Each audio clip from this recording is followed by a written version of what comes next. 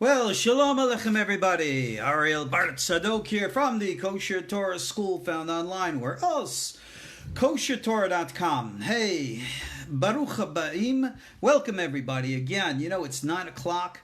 It is Wednesday night, the 23rd of October, and I have to admit, we're about to start class, and I'm not in the best of moods. Let me tell you why. You know something? For the sake of Torah, we all make great sacrifices. So let me tell you the sacrifice I just had to make. Sorry, but this is a sacrifice for me. I think it was the AMC channel. They were showing the old Marx Brothers movie, Duck Soup.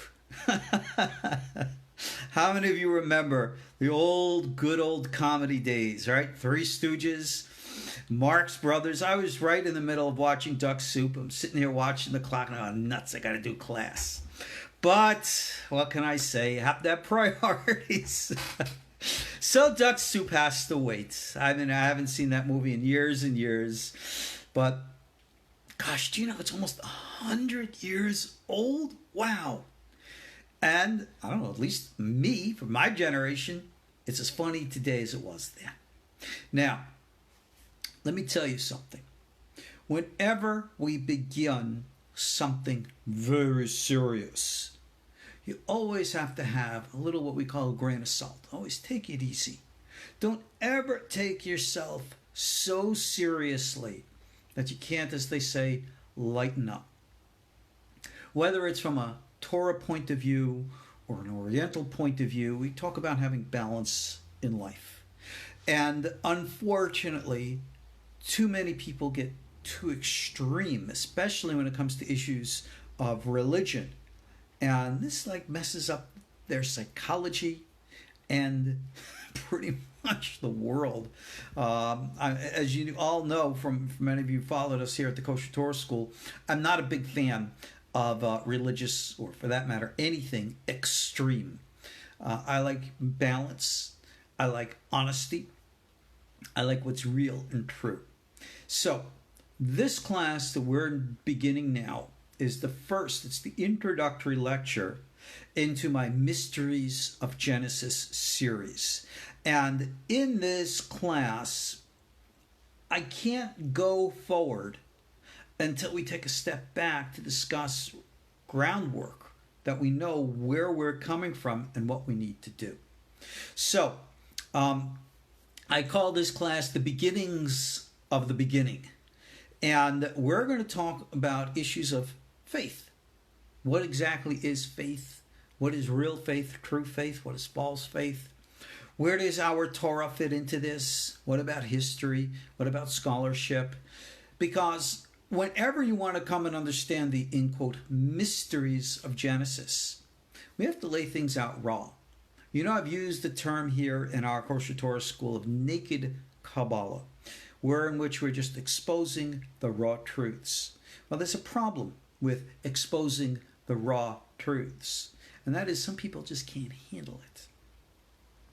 We live in a very puritanical society. No, not with sexual mores, which today are completely out of control and hedonistic beyond the state of imbalance. But still psychologically, we still have a very narrow mindset of things. And needless to say, this is extremely problematic. You all know what I'm talking about. It exists in everyday things. The concept of being able to integrate, compromise, get along, is completely gone. Totally lost to the world. Today, I had to renew my registration on my license down here in Tennessee. So I went down to the motor vehicles and, was looking at all the different plates that they have available that are supporting different causes. And one of the causes I noticed here in the state of Tennessee is the Sons of the Confederate Veterans.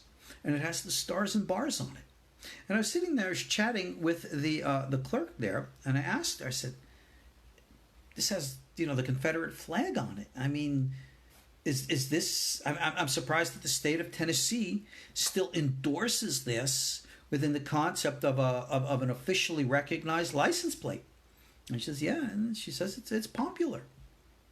Now, for those of you who want to get, all upset about the stars and bars, the Confederate flag, for the record, it is not, or let me rephrase, it was not a racist symbol at all.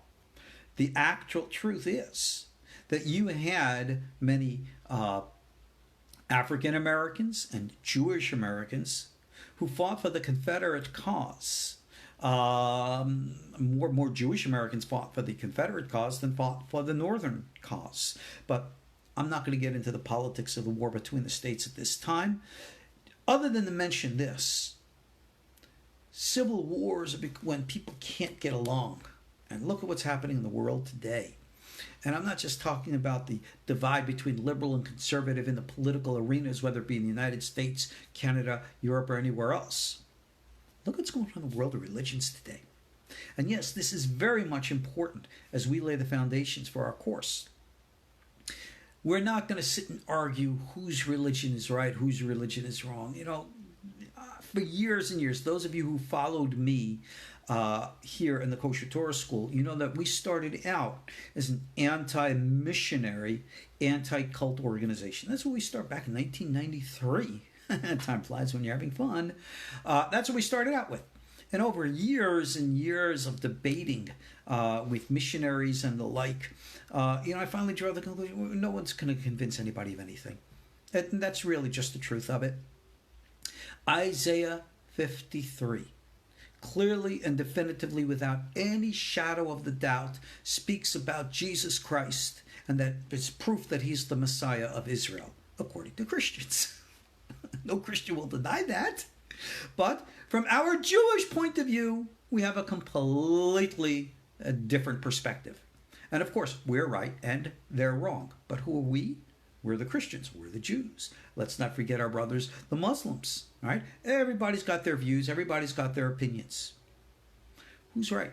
Obviously, everyone knows we're right. And again, who's we? Fill in the blanks. Every group is we. Do you understand what I'm trying to get at here?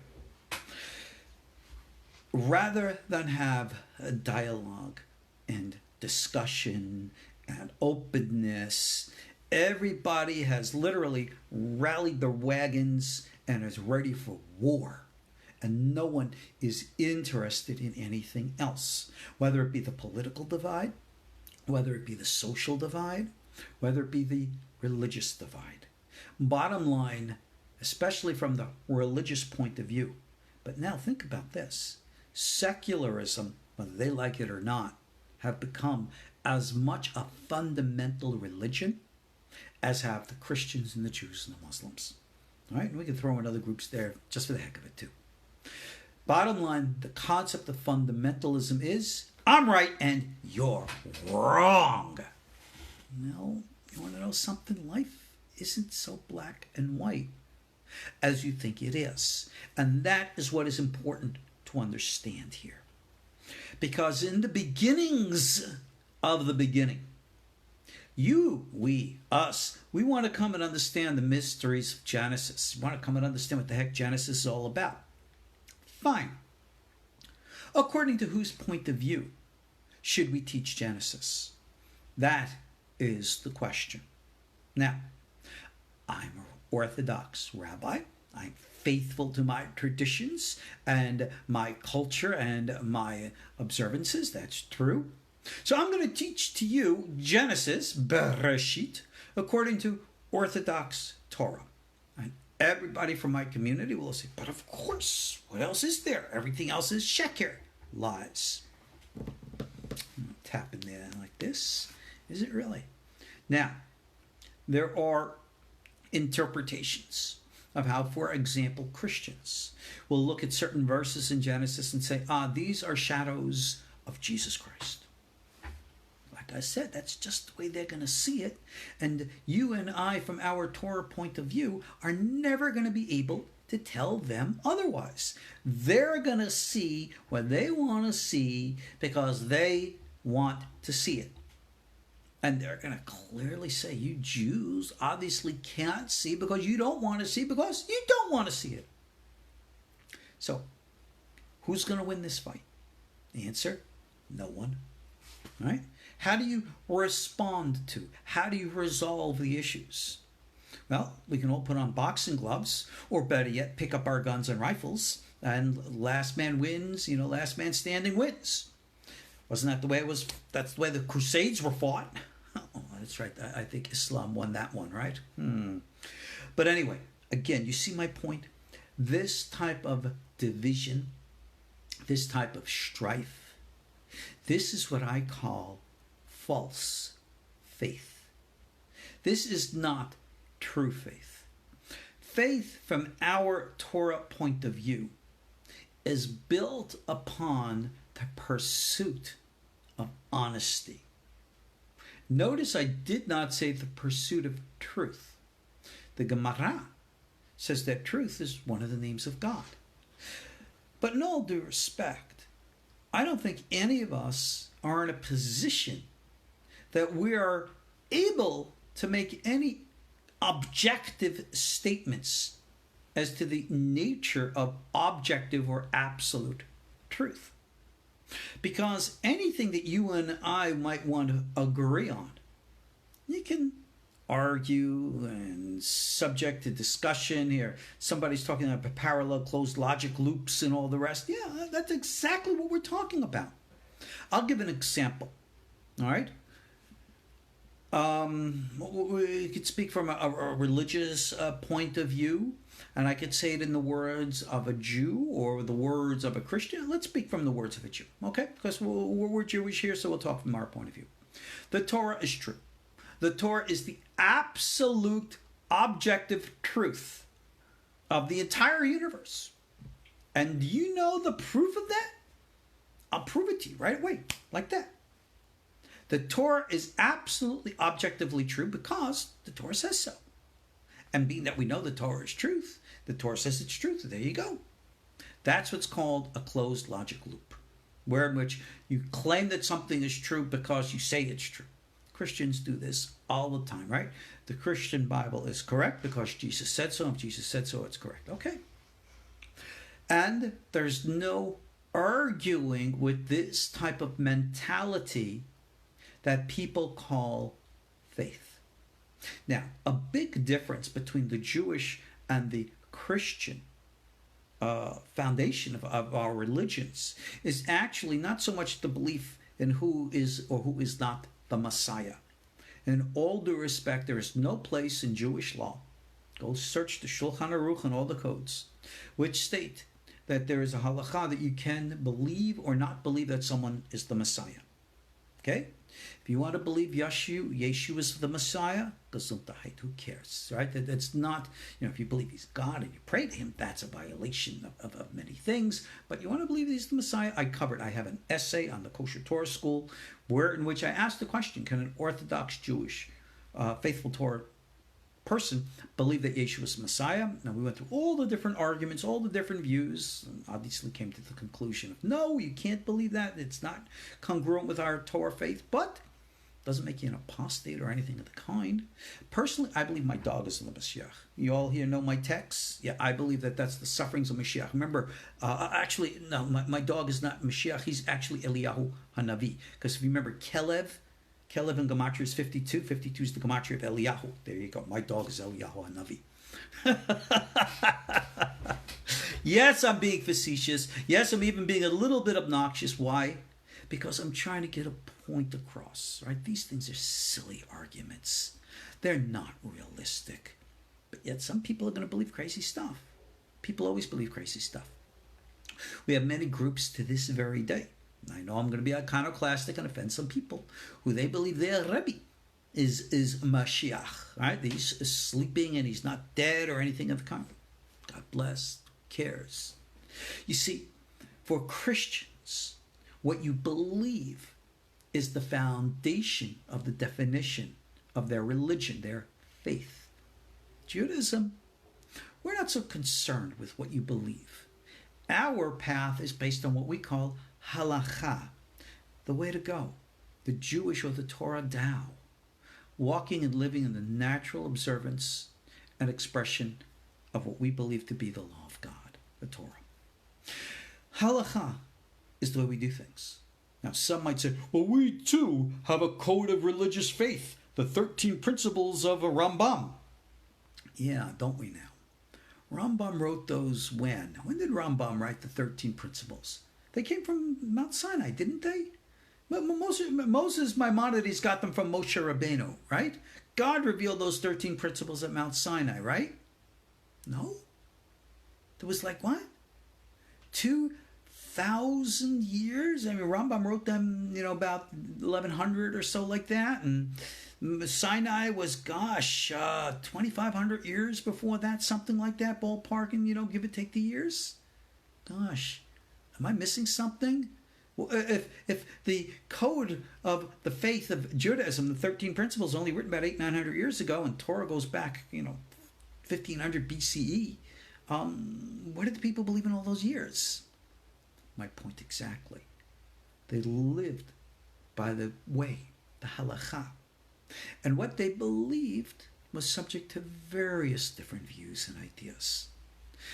There arose in our history a group of sages, the rabbis, our sages, who solidified for us a path amongst many, which helped keep the nation together in the state of exile, spread all over the world.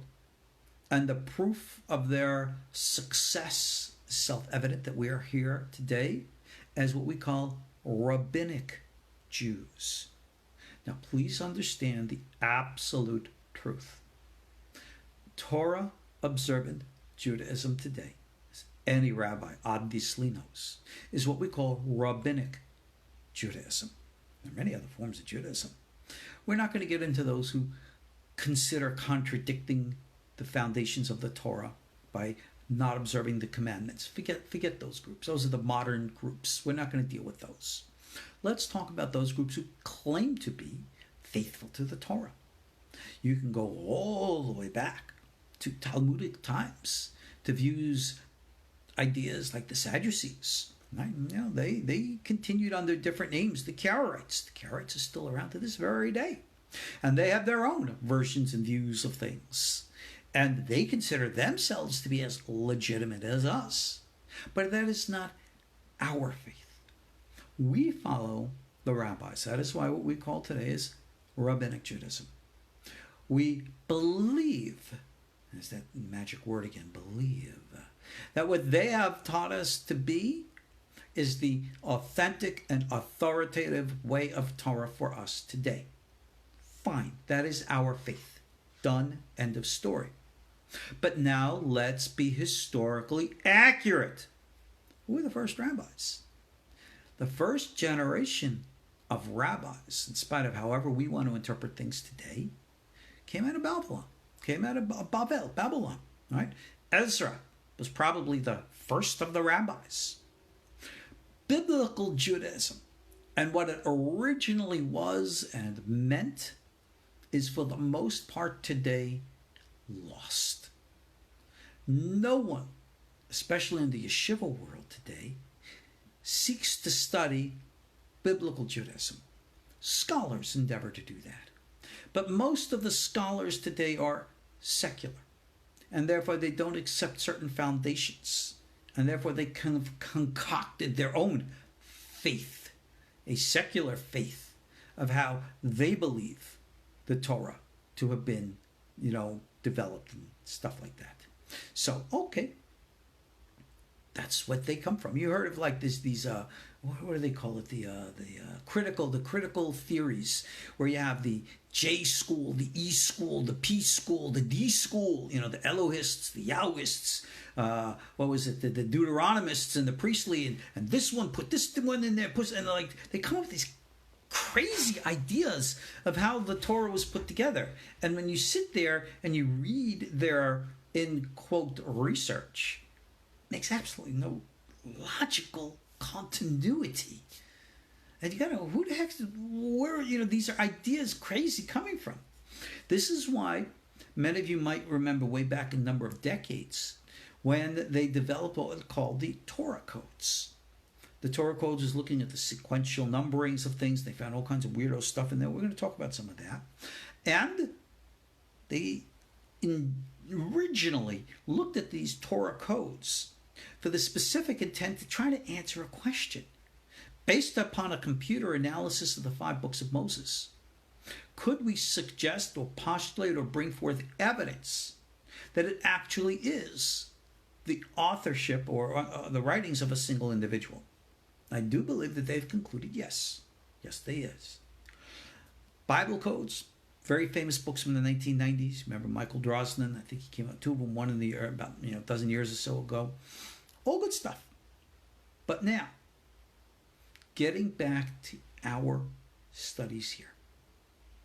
What did the Bible, in our specific case, Genesis, actually mean when it was taught, when it was written?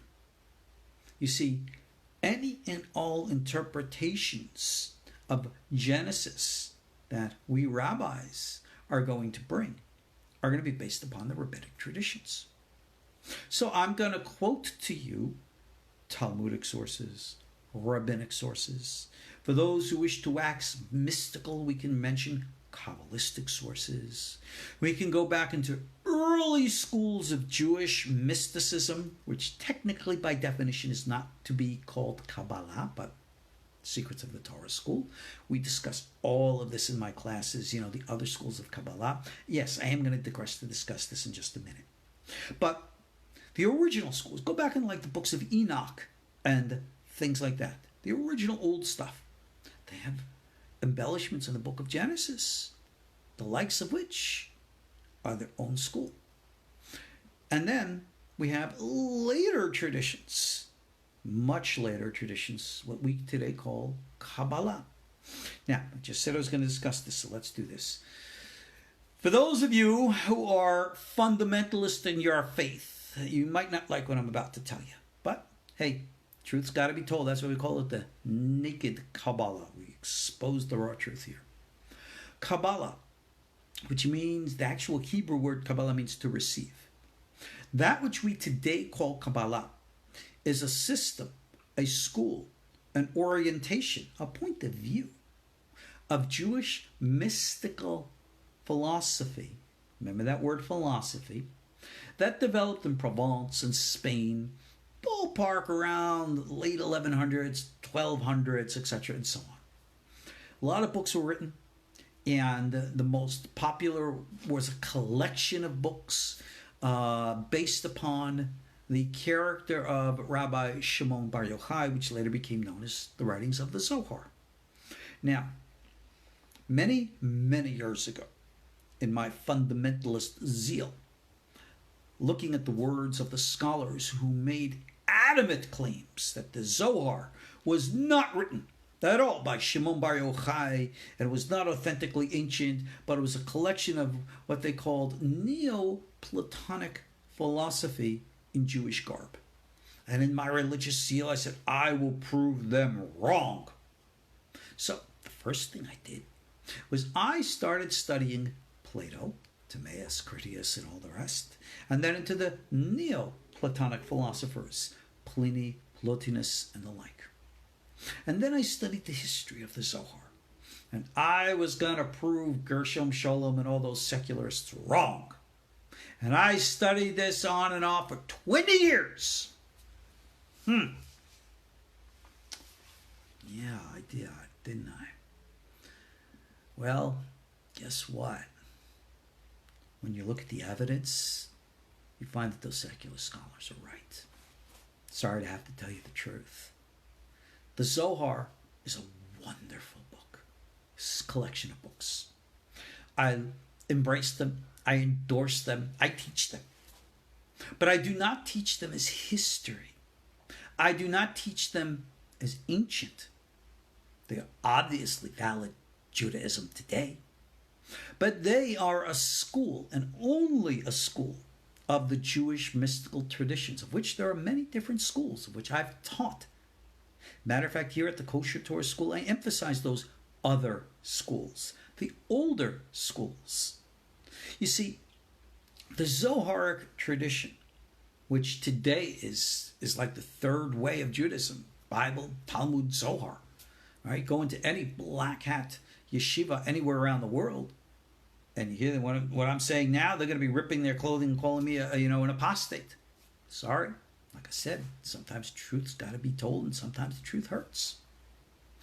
No, unlike many who are rationalists, who discount the Zohar and want to rip it up and throw it out of Judaism, can't do that.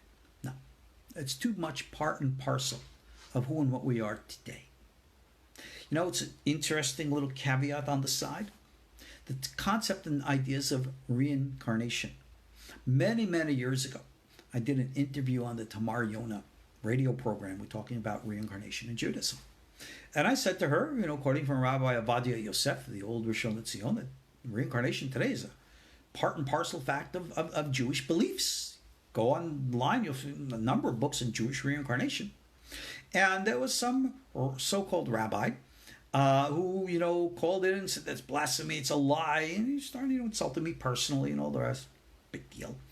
Remember the old saying, sticks and stones will break my bones, but names will never hurt me? Yes, I don't care if people call me. But anyway, you can Google this with my name and stuff. It's probably still online. And he was adamant that reincarnation is not a part of Judaism. Okay, well, it is today. But you see, that rabbi, so-called rabbi, he had a point. I'm going to tell you why. Go into Jewish history, and you will never find an overt mention of reincarnation. Overt. Prior to the 11th or 12th century. I think the Bahir might be one of the first books to mention it. I always thought that you would find mention of reincarnation in the Dead Sea Scrolls. Now, I have the copy of the Huntington Library. I searched high and low. Nothing there. The earlier schools of what we call Jewish mysticism, the Hechalot literature, the Merkava literature, right? The magical literature, the Hasidei Ashkenaz literature. I got it all. That's our focus. That's what we teach here at the KosherTorah School. They don't mention it. It's not there in the texts. Now, the faithful will wink and say, but of course it's not there. It's secret. And if it's secret, it's not going to be there. And the actual teachings with regards to the Zohar. Of course, the Zohar is not mentioned in the earlier texts because it was secret. It was kept secret for 1,000 years. Well, you know something, again, that's one of those closed loop logics, right? Of course it's not there, wink, wink, because it was hidden. Everything's hidden. The fact that my dog is Mashiach is still hidden from you. But wait, you'll see, it'll come out. Obviously going to be facetious.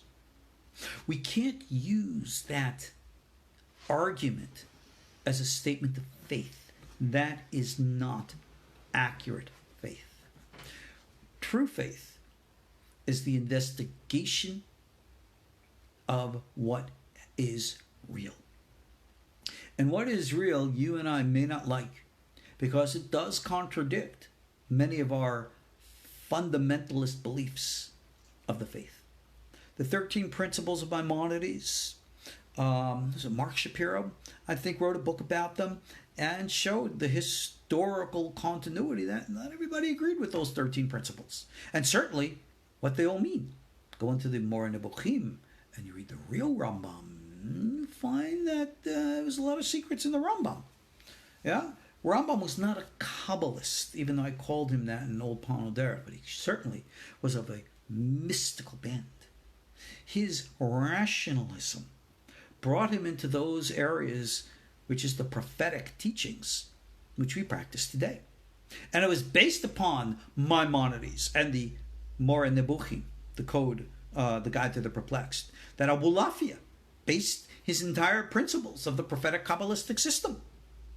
I remember one rabbi saying to me that Abulafia wrote a whole bunch of mysticism based upon the Rambam and it wasn't even there. And I remember saying that, Rabbi, you don't understand both Abulafia and you don't understand Rambam. Sorry. Truth's got to be told. Okay. Real faith is dealing with the raw facts. A lot of what we believe in our religious faith may not be historically accurate. but it doesn't make it any less religiously accurate. It doesn't matter whether or not Shimon ben Bar Yochai is the historical author or teacher of the teachings of the Zohar. The Zohar could very well be a pseudepigrapha or a novel. It doesn't matter. The teachings within it are of equal value, regardless of its historicity. The historicity doesn't matter. It does not detract from the value of the literature. What you must conclude, though, from the Zohar is that you cannot look at it as being a text of equal antiquity to that of the Mishnah of Rabbi Yehuda Hanassi, and therefore elevate Zoharic teachings of halacha to a level of authority equal to Talmud. Who does that? Well, none less than the author of the Code of Jewish Law himself, Rabbi Yosef Karo. In his Beit Yosef commentary to the Torah, he writes, right, anything that's not written clearly and verbatim in the Talmud, even if all the different halachic opinions say one thing, the Zohar says something else, we follow the Zohar. And that was Rabbi Yosef Karo's opinion.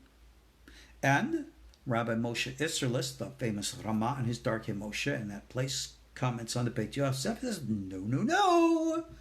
Big difference of opinion between the different rabbinic schools. Ashkenazi, Sephardi.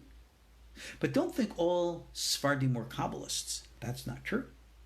Don't think all Ashkenazim were not Kabbalists. Equally not true. You have different folks with different strokes, and different strokes for different folks. And that's real faith.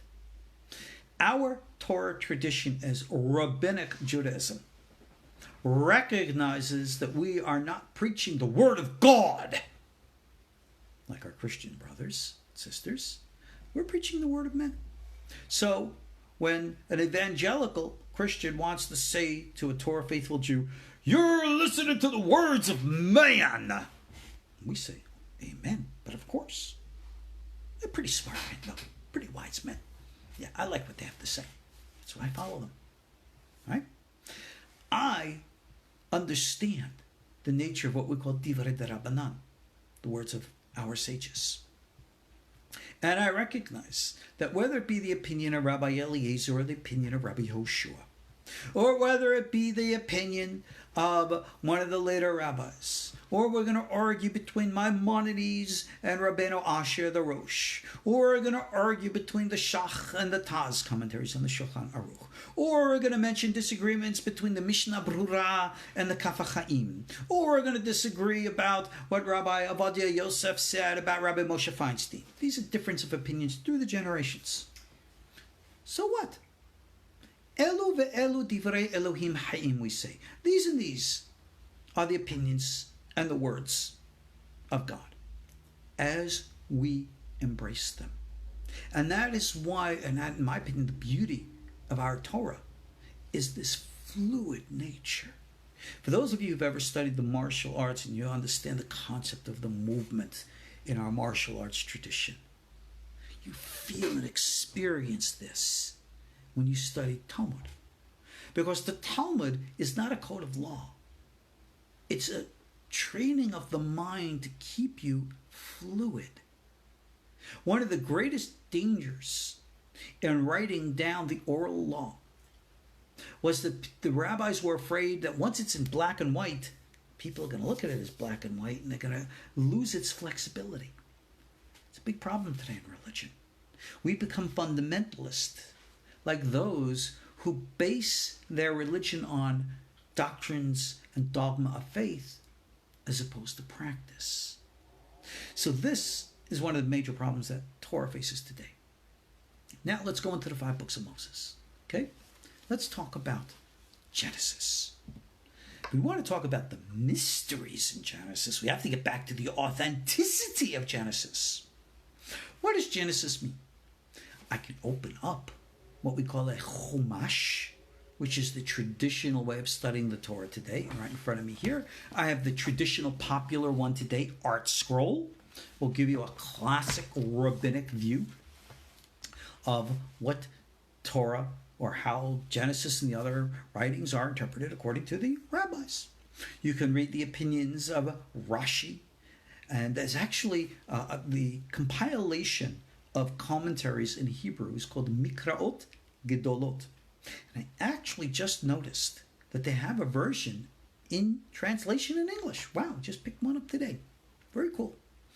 I also picked up a new translation and commentary of Genesis, which I'm looking forward to reading, from Dennis Prager.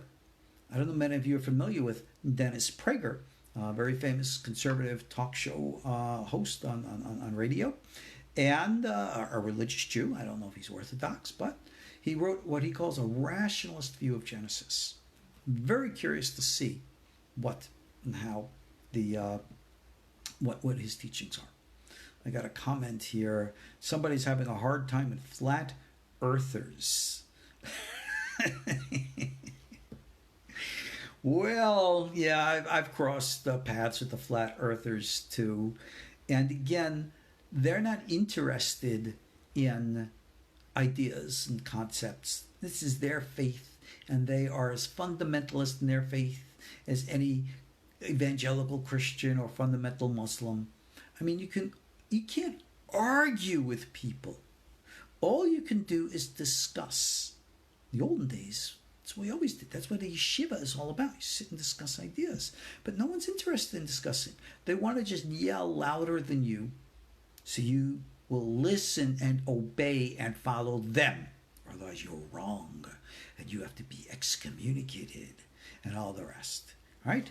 Remember, like the three monkeys? This one doesn't hear, this one doesn't see, this one doesn't say. Right? That is not how knowledge is passed. That is not how enlightenment is achieved. What does Genesis really say? Now, I know my ancient alien crowd, everyone wants to hear that I'm going to say that God is an alien, and everything in Genesis talks about and proves how the extraterrestrials came down here in their little flying saucers and zapped us with their ray guns, etc. and so on. Sorry, guys. I can't tell you that. That's not what the Torah teaches. In all due respect to my dear colleague Eric von Daniken, he has understandings of Genesis which just doesn't match up to the Hebraic truths.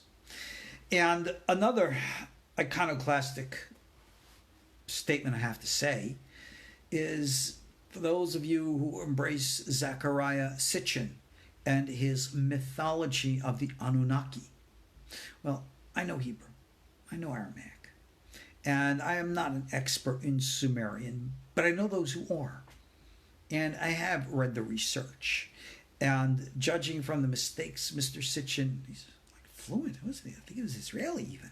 The mistakes that he made in Hebrew and understanding the Bible and Aramaic, and from what others claim about the mistakes in Sumerian, I'm pretty ready to dismiss the entire myth of his Anunnaki as not really having scholarly authenticity. And that's just the truth of it. I read recently, when I was at Alien Con, someone passed me a book that they had written that they were proving that the God of the Bible is actually the serpent in the Garden of Eden, and that the God of the Bible is really Satan, the devil. That's an interesting twist, right? But it's not a new one. Gnostics have been saying that for over 1,800 years. Got a lot of weird stuff out there. And just remember, it's okay, we're discussing ideas and beliefs. We're not discussing history. So, how do we interpret Genesis? How do we come to understand it? Yes, like I said, from our Torah point of view, we have the Rabbinic commentaries and the Talmudic teachings, but these came about thousands of years after the fact. Let's ask the most iconoclastic question of them all. Did Moses really receive the 5 books of Moses as we have them today intact as they are from Mount Sinai from God. Oh, you're waiting for me to answer that, aren't you? You know, it's one of the 13 principles to believe that that's exactly the truth. But go through centuries of rabbinic literature, rabbinic opinion, and you'll find that many rabbis have stated over and over again, very popular opinions, these aren't hard to find, that there are parts and parcels of the Torah which were not written by Moses at all. For example, the most popular, famous one, I think, is that at the last verses in the book of Deuteronomy, which we just recently read in Parshat V'zot HaBaracha at the Simchat Torah celebration, that these are written by Joshua. And that's an opinion. Okay, fine. And there are those who are of opinions that originally the books of the Torah was 7. Right? And that the book of Numbers, as we have it today, is interpreted to be 3 different books. You know, Vahinoam, and I don't know Vahinoam. Ohi ben Soharon is considered its own book, and there's a whole bunch of interesting teachings about that. And were there 7 books of the Torah? You see, scholarship today looks at the 5 books of Moses and questions whether or not they are actually authentically as ancient as the historical Exodus from Egypt. Now that's a good question. Now here is the authentic and honest answer. Can we prove that Moses wrote the Torah and that they are historically and authentically as old as the Exodus? No, we can't prove that at all. Don't even try. But that doesn't mean the stories are any less valid or legitimate. It doesn't mean it's any less the Torah of Moses. Just because you cannot prove something doesn't make it false. Yes, we have very, very ancient Torah scrolls, like Qumran, stuff like that, dating back at least 2,000, maybe 2,200 years. But that's still all from the Rabbinic period. It's not pre-Babylonian exile. Now remember this about the Torah. The Torah itself was not written by the rabbis. No author of the 5 books of Moses, be it Moshe Rabbeinu or whoever, whatever, ever read Rashi. They never read a Gemara. They never studied the Shulchan Aruch, and they never learned the Zohar. What do you think of that? What did they know? Probably only oral traditions. Yes, we believe the Torah was given to us at Mount Sinai from God. That is our faith and that is our belief. That is what defines our Torah Judaism. Okay? No doubt about that. But what exactly is the history? What exactly happened at Mount Sinai? That's a good question. I've discussed this in many of my literature, many of my teachings. Not our topic today. We have the book of Genesis before us. It's here. Yes, it tells us creation stories and the like, but what exactly do these stories mean? Well, when you will ask a fundamentalist, they will say every word is absolutely literal, just like it says. Hallelujah. But I shouldn't say that because those who will say Baruch Hashem will sound just the same. In other words, fundamentalist Jews, fundamentalist Christians are not that different from one another. So, somebody's talking again about their flat earthers. You know what? You're looking for ammunition in a war. Remember something about ammunition in a war. You shoot at them, they shoot back. I don't believe in war. Right? I've been a martial artist, I've been a fighter, I've been a soldier all my life. And I believe what the wise words of our sages say, that there's nothing greater in this world more than shalom, peace. And for that, I'm an avowed pacifist. Right? And I'm proud of that. And if I'm going to boast anything, that's what I'll boast and that's what I'll teach. But getting back now to Genesis, what did Genesis really mean? Whether it was Moshe Rabbeinu who received it from Hashem at Har Sinai or not, what does Genesis really teach? Well, the concept of historicity in fundamentalism is a foreign concept in the ancient Semitic mind. Remember this about Torah. It was written a long, long time ago from a people far, far away from us. Meaning the ancient Semitic mindset, which is where Torah comes from, regardless of who, what, when, where, how, different from ours. The ancient Semitic mindset was not Rabbinic. It was not Babylonian, certainly not Greek. The ancient Semitic mindset, Hebraic thinking, was very, very different from how we think and understand things today. The ancient Hebraic mindset was not interested in history. Genesis was not written in history. Genesis is clearly, definitively symbolic, metaphorical teachings. So, when the Torah teaches us that the world was created in 7 days, the rank and file everyday person who read those words, let me rephrase that. No, let me repeat that. The rank and file people in the days of Moses and the first temple who read the book of Genesis. I'm pausing here dramatically to make a point. Who read the book of Genesis. How many people do you think in the days of the first temple read the book of Genesis?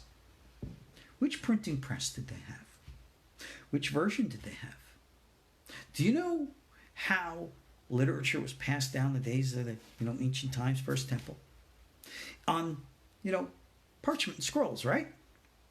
Not that often. Most, and we know this from history, archaeology, most ancient writings were written on blocks, bricks, and stones, and etched in, hammered and things like that. How many people do you think had libraries of blocks of stone with all the books on it? It didn't exist. Kings had them. High priests had them. Whatever form the original scrolls of the Torah were written were in the hands of the priesthood. How many copies of those do you think really existed amongst ancient Israel? Maybe a couple dozen, if that. Your rank and file person, whether it had been something like Yehoshua, whether it had been someone like Shmuel Hanavi, David HaMelech, or any of the other famous people from biblical history, most likely never read the books of the Torah. Most likely, historically, they received oral traditions. And when they were taught these oral traditions that in the beginning Elohim created the heavens and the earth, etc., and so on, most of the people were just given an oral tradition which they accepted and moved on. It was not an essential part of their lives. They never argued doctrine and dogma. They did not pursue the deeper meanings of things. That wasn't their pursuits in life. Their pursuit in the days of old. Go look at the Torah. Go look at the history. Read what the prophets say. God's major message to the prophets weren't, you better be theologically faithful. You better believe. Missing, absent. The message of the prophets were, behave yourselves. Be righteous. Be decent. Be moral. That the purpose of the Torah was to create a stable, healthy, harmonic, and what's the word I'm looking for? A shamanistic, an aboriginal balance and harmony with nature for a society to live. That is what Torah was all about. And all the rest was just its tefil, details. But the priests, they received the traditions. The priests, they had the books. They looked into the depths. Now here's the interesting thing. How really sophisticated were the ancient priests? Moses. We say Moses received the Torah from Sinai. Is there any real kind of historical or evidence that we could prove or look to that? I have to say, yeah, there is. And it's not going to be an archaeology that I'm going to look. It's going to be, like we mentioned earlier, the Torah codes. There are weird things when you look at the Torah as a numerical document. Looking at the Torah's codes. Now, you look at Michael Drosnin's book, you'll see that there is sequential number skips of things, which you go, wait a second. I mean, again, the Torah's been around, documented historically for 2,200 years. That we have an old Torah scroll, that old, so okay. And this stuff is obviously there from then. And so much more that only today that we have the technology to explore through computers. We're saying, hey, wait, there's all kinds of weirdo stuff going on here. What's going on? How did it get in there in the first place? Now, let's look at some historical claims. Moses, they claim, secularists that is, did not write the Torah. They believe that the Torah, 5 books as we have it today, was most likely organized and arranged by Ezra HaSofer. Ezra we know from the Bible. And he's the one who put the books of the 5 books together in the form that we have it today. Okay, let's follow that argument for whatever it's worth. And it might have value. Very well might. But if Ezra organized the Torah, how can the prophet Malachi call it the Torah of Moses? Despite the fact that there is an opinion that Malachi, the prophet, actually was Ezra, but that's besides the point. Well, if Ezra, the man, was organizing the Torah, we believe from their mystical point of view that a divine spirit, Ruach HaKodesh, whatever, would have been upon him, and that the spirit of Moshe himself would have been imbued in Ezra, and anything and everything that Ezra did would have still been the Torah of Moses from Sinai. The Torah of Moses from Sinai is not necessarily limited to a historical understanding, but rather a spiritual level. And that is how come we could look at many of the opinions of the rabbis over many, many years, over centuries, over millennia, and call it the Torah of Moses from Sinai, even though historically we can validate and prove that there's absolutely no historical connection. That is the exact same way that we came, like we said, about looking at the Zohar. Zohar doesn't have to be the historical work of Shimon Bar Yochai, and it's still the work of Shimon Bar Yochai. Right? Look at a book in the Bible like Job. Right? You're familiar with the book of Job. Did you know it's a novel? It's a story. It's not historical whatsoever. That's what our sages say. I believe it. That many of the prophetic experiences of the sages, the patriarchs, like Abraham, like the Akedah, the famous thing, sacrificing Isaac, a vision, dream, never legitimate. 3 guys, the prophets, the 3 angels that came to visit him, a vision. It's Rambam's opinion. I believe it. Makes sense to me. When we come to understand Genesis, we need to look at what's really there. And in the course, The Mysteries of Genesis, which I'm going to begin for our KosherTorah School student body, I'm going to take you into the verses. In the beginning, God created the heavens and the earth. Bereshit bara Elohim et hashamayim et haaretz. 7 words. 7 words with 28 letters. And if you look at the Resh Tevot, that's the capital of those 7, it equals the number 22. Look for little codes there. Any recognize those? 7? 7 is a very important number in the Torah, right? The Sabbath. Did you know that the Sabbath, in order to understand the Sabbath, you will not find the 7 anywhere in space or time. It only exists in that 3rd dimension called consciousness. Space-time consciousness, Olam Shana Nefesh. That's a Sefer Yetzirah teaching. Which comes from what, the 2nd, 3rd, 4th, 5th century, depending on who you argue with, thousands of years after the Torah. But the echo of that teaching is there thousands of years before. Right in the beginning, 7 words. And 7 becomes very important to us. And the only way you see 7 is through the power of the mind, Sabbath, Sabbath is not out in the world. The month revolves around the earth with the moon. That's in nature. The year, earth revolving around the sun. That's in nature. That you see. Day, night, also nature. Where do you find a week? 7 days. What is the seventh day? Saturday, right? I have on my phone here, and I see a number of now new calendars, in which it goes from Monday through Sunday, whereas Monday is the first day of the week and Sunday is the last day. So now, according to that understanding, Sunday would be the seventh day of the Sabbath. Not the way it's supposed to be, but the way I see it on all these computer calendars. How do you know 7? Power of the mind. Remember we said the ratio tevot to those 7 words? 22. Did you ever hear 22? 22 numbers, 22 letters of the Hebrew alphabet.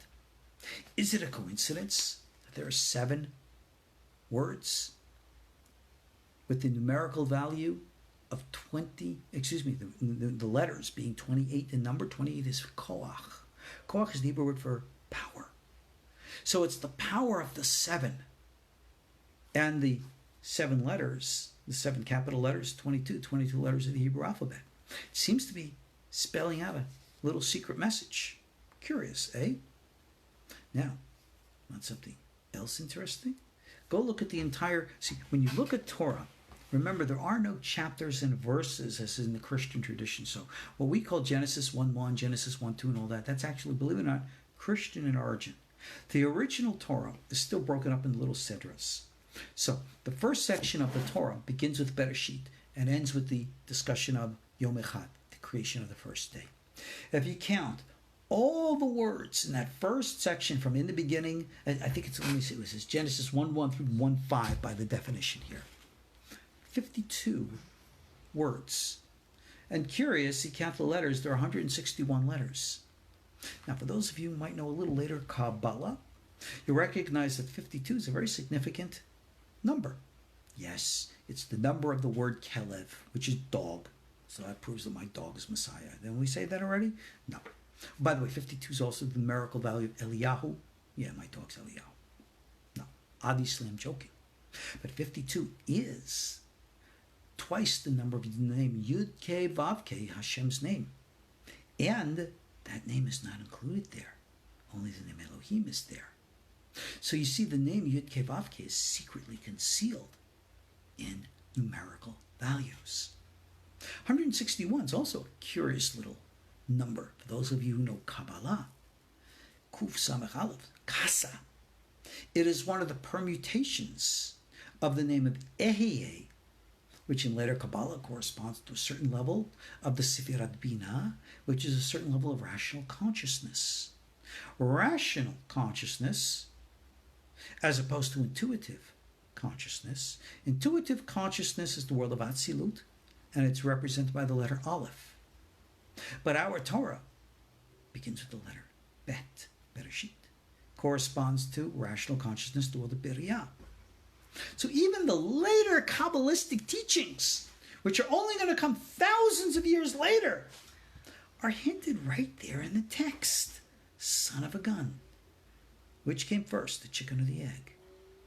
You see, the Kabbalistic teachings didn't just come out of nowhere.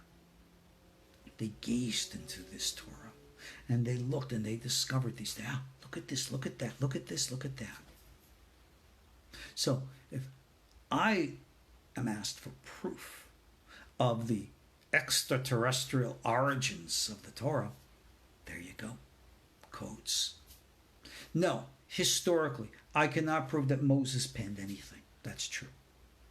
But I can tell you something's there that could not have been written by any normal human being. And a point about Moses. Moses was different from all the other prophets. All the other prophets channeled prophecy from within.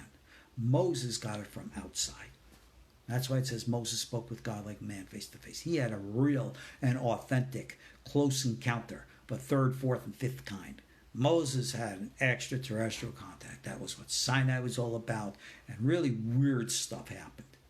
We have the proof. And our Mysteries of Genesis course is going to talk all about this stuff. So if you're interested in taking the course, if you're a supporting member of our KosherTorah School at the $50 a month donation level, you have access to this course and, of course, the meditation course and the other Kabbalistic courses that I'll be offering in Sefer Iyun and Otzot Chaim. If you're not interested in any of that, you just want to take this one course, $30 a month, you go to my Patreon page, make a donation for $30 a month, just send me an email, put you on the list. I pre-record my courses. So this way, you receive an audio file, and you can download it and you listen to it at your convenience, at your time, and at your pace. And as such, we live and learn. Somebody's making a statement here about, I thought the way the Zohar could not have been written by a normal human being. I would argue that point, simply because a lot of the teachings in the Zohar, which we consider to be so high and sublime, you're going to find echoed in the writings of Plotinus, Pliny, and Plato. So for those of you who don't know Plotinus, Pliny, and Plato, you're not going to know that, but go study these things. I mean, I studied for 20 years, and I had to admit that the people I was trying to prove wrong had a point. But okay, enough said on that. So if you're interested in more learning, mysteries of Genesis, this is what you got to do. I'm supposed to be off by now, so the phone rings. Sorry about that. That's what happens. But okay, so this is where we're at. This is what we have. True faith versus false faith. False faith. There we go. All right. Let's pursue what true faith has to teach us and be strong enough and honest enough to receive and respect and embrace it. That's what it's all about. So I'm your host, Ariel Tzadok. I want to thank you all for joining me here. Come check us out, KosherTorah School. Check out our YouTube page. Check out our Patreon page. Join us. Come learn with us. Let's build. Let's grow. Moshe Rabbeinu said, let my people go. I say, let my people know. It's time to make the mysticism naked. Expose the raw truths. That's why we're here, and that's why you're here. Thank you again all for joining me. I'll see you all online next class, next time. God bless. Thanks all. Shalom.